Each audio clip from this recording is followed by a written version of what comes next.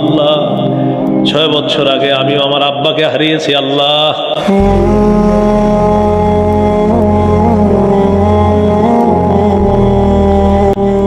আল্লাহ মেহেরবানি করে আব্বার কবরটা জান্নাতের বাগান বানায় দিয়ে,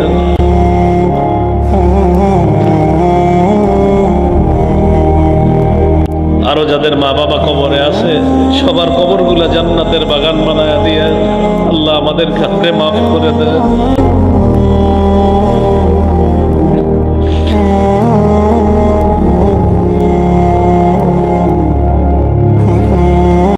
আল্লাহ জীবিত থাকতে তাদের কদর করি না,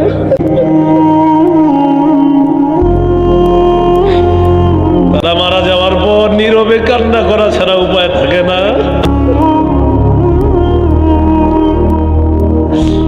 আল্লাহ যাদের মা বাবা বেঁচে আছে তাদেরকে অনেক দিন বাঁচায় রাখেন।